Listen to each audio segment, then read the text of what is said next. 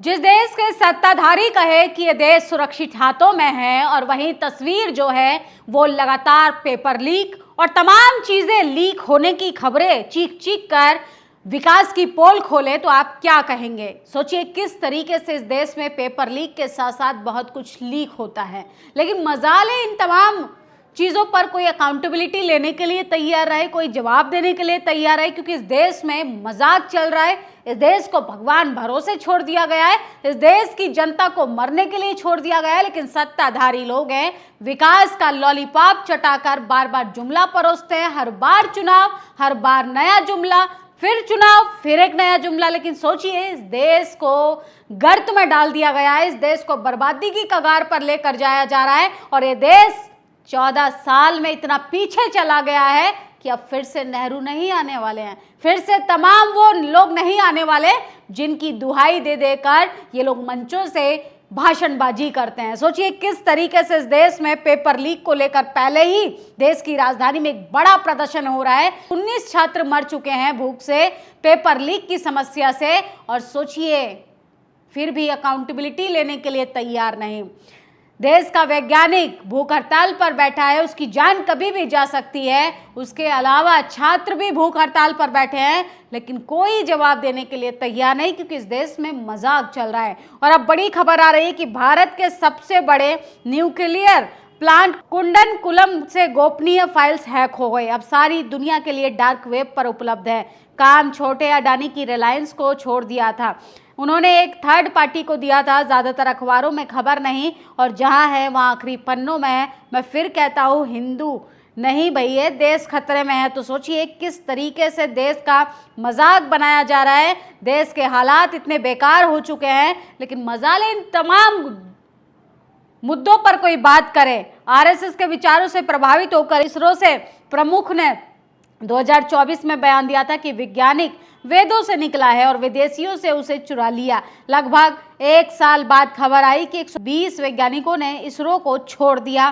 क्या इन दोनों में कोई अंतर है? तो सोचिए किस तरीके से बेतुके बयान दिए जा रहे थे। सोचिए इसरो के चीफ थे जिन्होंने कहा वेदों से विज्ञान निकला है, और आज ये हालत हो गई है कि इसरो के जो वैज्ञानिक हैं वो इस्तीफा देने के लिए मजबूर हो गए हैं। 10 महीने से 100 से ज़्यादा वैज्ञानिकों कर्मचारियों को इसरो से इस्तीफा दिया। नौकरी छोड़ने वाले वैज्ञानिकों ने गगनयान और दूसरे अहम मिशनों से जुड़कर वैज्ञानिक भी शामिल हुए थे। केंद्रीय विज्ञान तकनीक राज्य मंत्री जितेंद्र सिंह ने कहा कि जैसे जैसे लोग छोड़ते जा रहे हैं, कई लोग जुड़ते भी हैं। इस मामले में विवाद नहीं होना चाहिए, लेकिन सवाल वो खड़ा होता है कि आखिर छोड़ने की जरूरत क्या पड़ रही है। और सोचिए पीएसएलवी रॉकेट तकनीक प्राइवेट कंपनियों को दी थी जिम्मेदारी, अब इसरो को न फंड मिल रहा है न ये सहयोग। पिछले एक साल में इसरो ने 100 से अधिक साइंटिस्ट इस्तीफा देकर पलायन कर चुके हैं। अब इन्हें रोकने के लिए सरकार इस्तीफा देने वालों पर 10 से 15 लाख की पेनल्टी लगा रही है। डंका तो बज रहा है। तो देश के प्रधानमंत्री का ये विकास है जो लगातार पोल खोल रहा है। सोचिए सब कुछ प्राइवेट हाथों में बेच दिया गया है। इसरो एक बार फिर से चर्चाओं में है, किसी मिशन की वजह से नहीं, वैज्ञानिकों के इस्तीफों की वजह से फिर से एक मुद्दा खड़ा हो गया है।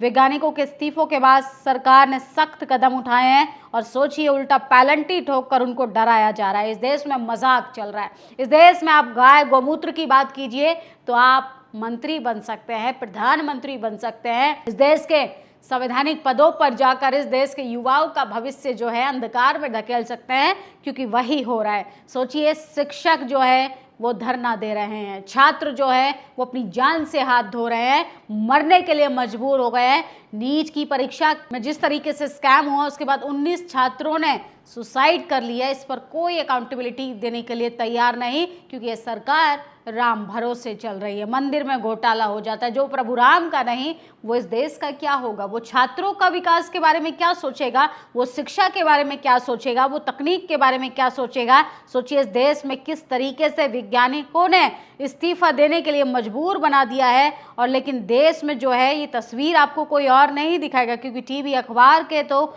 मुंह बंद हो चुके हैं। और जो इन खबरों को भी दिखाएंगे उनको भी डराने की, धमकाने की कोशिश की जाएगी। एजेंसियों के सहारे लगातार उनका भी मुंह बंद कराया जाता है।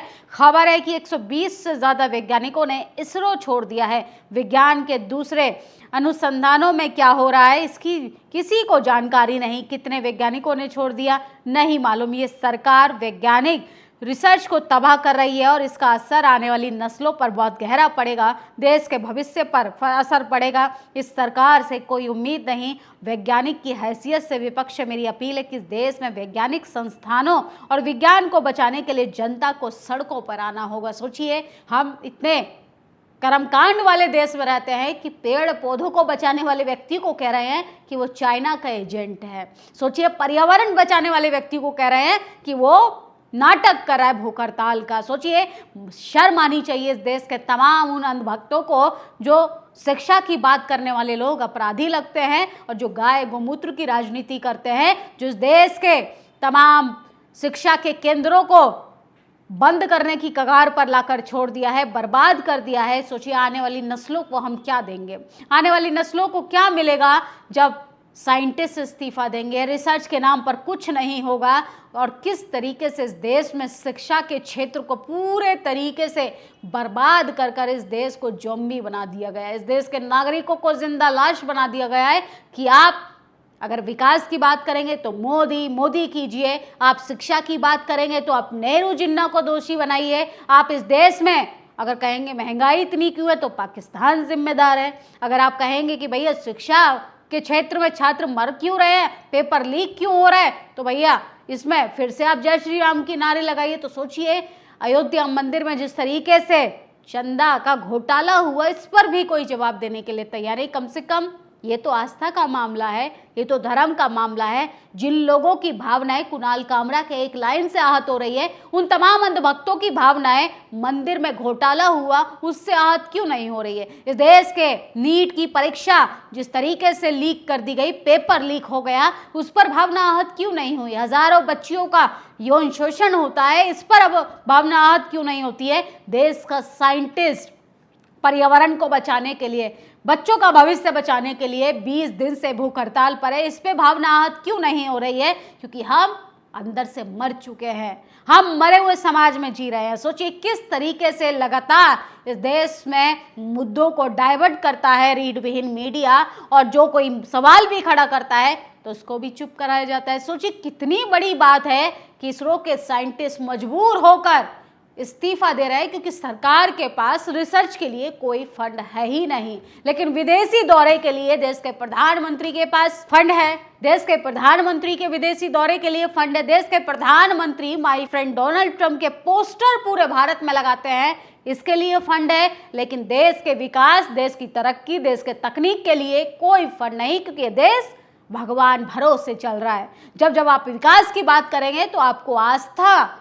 और भावनाओं के साथ आपके खिलवाड़ कर कर फिर से चुनाव जीतने का काम किया जाएगा। सोचिए किस तरीके से देश का मजाक बना दिया गया है। जब आपके बच्चों का भविष्य सुरक्षित नहीं रहेगा, आपके आने वाली नस्लों के लिए रिसर्च के नाम पे कुछ बचेगा ही नहीं, ये देश कैसे विश्व गुरु बनेगा? ये देश कैसे तरक्की करेगा?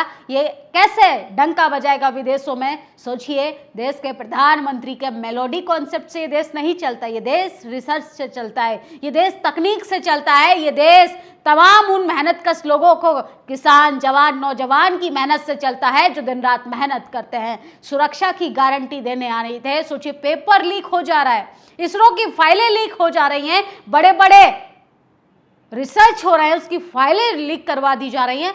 मजाक बना दिया है हर चीज का। लेकिन मजाल है इस देश में चुनाव के टाइम बीजेपी के साथ कोई भी एक वोट की हेराफेरी कर ले, क्योंकि इस देश में जिनको जैसे कंट्रोल करना है एजेंसियों का सहारा लेकर वो वहां पर सरकार बनाते हैं। सरकार को कोई मतलब नहीं है कि जनता उन्हें वोट दे ना दे, उनको कोई मतलब नहीं है कि इस देश का जेनजी जो है वो किन मुद्दों पर बात करना चाहता है, क्या विकास चाहता है। सोचिए, उन्हें सिर्फ और सिर्फ मतलब है कि जब चुनाव आता है उस राज्य में किन किन मुद्दों को मुद्दा बनाना है। सोचिए, बंगाल जाएंगे तो मछली पर राजनीति करेंगे, उत्तर प्रदेश आएंगे तो प्रभु राम पर राजनीति करेंगे, और सोचिए बिहार जाएंगे तो लोगों की भावनाओं से खेलने का काम करेंगे, क्योंकि इनको तो भावनाओं के साथ खेलकर राजनीति कुर्सी को हथियाना अच्छे से पता है, लेकिन इस देश का युवा अब जाग चुका है। इस देश का जो है प्रत्येक नागरिक अब जाग रहा है, क्योंकि कब तक आप जुमलों का लॉलीपॉप चटाएंगे, कब तक विकास के नाम पे ढिंडोरा पीटेंगे। महंगाई से जनता मरने के लिए मजबूर हो गई है, पेपर लीक से छात्रों की जान जा रही है। देश का साइंटिस्ट, देश का वैज्ञानिक रिसर्च करने के नाम पर जब भूख हड़ताल पर बैठा दिया जाएगा तो कैसे विश्व गुरु बनेगा ये देश, कैसे विदेशी डंका बजेगा। मोदी जी, मेलोडी से काम नहीं होता है, सही में मुद्दों पर काम करना होगा, सही में रिसर्च पर काम करना होगा। चुनाव के टाइम मोटी मोटी फंडिंग जिस तरीके से होर्डिंग बैनरों पर खर्च की जाती है, वैसे ही रिसर्च पर खर्च की जाएगी, तब जाके हम देश को विश्व गुरु बना पाएंगे, देश को तब 2047 तक विकसित भारत बना पाएंगे। लेकिन छात्रों की जाने जा रही हैं, शिक्षा को बर्बाद कर दिया गया है, स्कूलों पर ताला लगा दिया गया है, कॉलेज यूनिवर्सिटी बर्बाद हो गए हैं, और सोचिए देश का खोखला डंका बजाकर लोगों को गुमराह किया जा रहा है। ये तमाम वो खबरें हैं जो देश का टीवी अखबार आपको नहीं दिखाता। बाकी आप लोग अपनी प्रतिक्रिया जरूर दीजिएगा। शुक्रिया। दस्तक की आपसे गुजारिश है कि अगर इसको बचाना चाहते हैं तो नेशनल दस्तक को सब्सक्राइब करने के लिए रेड कलर के सब्सक्राइब बटन को दबाएं, फिर बेल आइकन की घंटी दबाएं। नेशनल दस्तक को बचाने के लिए बहुत जरूरी है कि हर खबर को शेयर करें, लाइक करें, कमेंट जरूर करें।